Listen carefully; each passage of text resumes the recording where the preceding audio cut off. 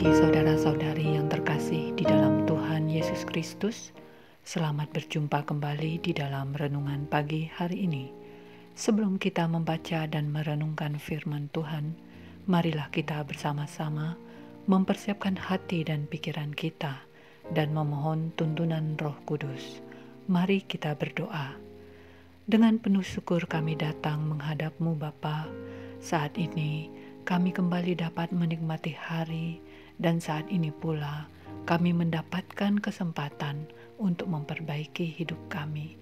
Banyak yang belum kami capai di dalam hidup ini, terutama di dalam mempersiapkan diri kami menyambut keselamatan kekal. Karena itu ya Bapa, kami ingin lebih mendalami pengertian kami akan firman-Mu. Bahkan kami mau belajar melakukannya di dalam kehidupan kami ini. Kami memohon pertolongan-Mu. Mampukanlah kami Bapa. Tolong bukakanlah akal pikiran kami agar kami sungguh mengerti firman-Mu. Roh Kudus senantiasa beserta kami. Dengarkanlah doa ini yang kami serukan hanya di dalam nama Tuhan Yesus Kristus. Amin. Saudara-saudari yang dikasihi Tuhan, renungan firman Tuhan pada pagi hari ini terambil dari Ulangan pasal 22 ayat 1-4. Saya akan membacakannya untuk kita. Apabila engkau melihat bahwa lembu atau domba saudaramu tersesat, janganlah engkau pura-pura tidak tahu.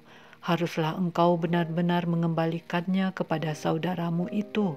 Dan apabila saudaramu itu tidak tinggal dekat denganmu, dan engkau tidak mengenalnya, maka haruslah engkau membawa hewan itu ke dalam rumahmu, dan haruslah itu tinggal padamu sampai saudaramu itu datang mencarinya.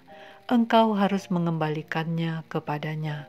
Demikianlah harus kau perbuat dengan keledainya, demikianlah kau perbuat dengan pakaiannya, demikianlah kau perbuat dengan setiap barang yang hilang dari saudaramu dan yang kau temui. Tidak boleh engkau pura-pura tidak tahu. Apabila engkau melihat keledai saudaramu atau lembunya rebah di jalan, janganlah engkau pura-pura tidak tahu. Engkau harus benar-benar menolong membangunkannya bersama-sama dengan saudaramu itu. Saudara-saudariku yang terkasih, judul renungan pada pagi hari ini adalah Hidup Tolong Menolong. Saudara-saudari yang dikasihi Tuhan, kita diajarkan untuk menjadi orang yang mengasihi sesama, bukan hanya dengan perkataan saja, tetapi juga dengan perbuatan, dan terlebih lagi harus di dalam kebenaran. Pada zaman kepemimpinan Musa, bangsa Israel telah diajarkan prinsip yang sama untuk saling mengasihi, hidup bertolong-tolongan. Jangan berpura-pura tidak tahu bila melihat sesama mereka dalam keadaan susah. Hal ini digambarkan dengan bagaimana kita harus bersikap bila mendapati harta benda saudara kita yang hilang ataupun tersesat, yang kita ketahui. Haruslah kita mengembalikannya, bahkan menjagakannya terlebih dahulu sampai saudara kita datang mengambilnya. Demikian pula sikap kita yang harus menolong saudara kita yang sedang kesusahan, membangunkan keledai atau lembunya yang rebah di jalan. Kita diharuskan menjadi orang yang cepat kaki, ringan tangan, atau dengan kata lain, menjadi orang yang sigap dalam memberikan bantuan. Saudara-saudari yang dikasihi Tuhan, kecenderungan setiap orang tentu saja tidak ingin hidupnya repot, sehingga ada salah satu sikap negatif yang timbul dalam diri manusia, yaitu tidak memperdulikan lingkungan sekitarnya, menghindarkan diri terlibat dalam kerepotan dengan menganut pola hidup yang cuek, bahkan berpura-pura tidak tahu, seperti yang disinggung oleh Musa. Pura-pura tidak mengetahui ada lembu yang tersesat, atau pura-pura tidak mengetahui bahwa ada orang yang sedang kesusahan membangunkan hewannya yang rebah di jalan. Saudara-saudari yang dikasihi Tuhan, sikap-sikap negatif yang timbul dari sikap tidak memperdulikan lingkungan itu, apabila dibiarkan, akan menjadi kebiasaan buruk yang akan tertanam di dalam diri kita. Kita akan menjadi orang yang egois, yang hanya mementingkan diri sendiri saja. Kita tahu saudara kita mengalami kesusahan, mengetahui di depan mata sekalipun, tetapi bagi kita hal itu menjadi urusan masing-masing. Kita cuek saja dan enggan, bahkan tidak terbersit keinginan untuk datang menolong. Saudara-saudari yang dikasihi Tuhan, kita tidak diajarkan untuk mencampuri urusan orang lain, tetapi kita diajarkan untuk bersikap peduli. Bila memang kita dituntun oleh Tuhan untuk mengetahui kesusahan saudara kita, dan kita memiliki kemampuan untuk membantunya, maka hendaklah kita membantu sesuai kemampuan kita. Bila kita mengetahui ancaman kerusakan di lingkungan sekitar kita, hendaklah kita mengambil langkah antisipasi. Kita harus saling tolong-menolong dan peduli. Saudara-saudari yang dikasihi Tuhan, sebagaimana Allah telah memperhatikan kehidupan kita, mari kita juga memperhatikan lingkungan kita. Mari kita saling peduli. Mari kita hidup tolong-menolong. Galatia 6 ayat 2 dan 10 mengingatkan kita demikian.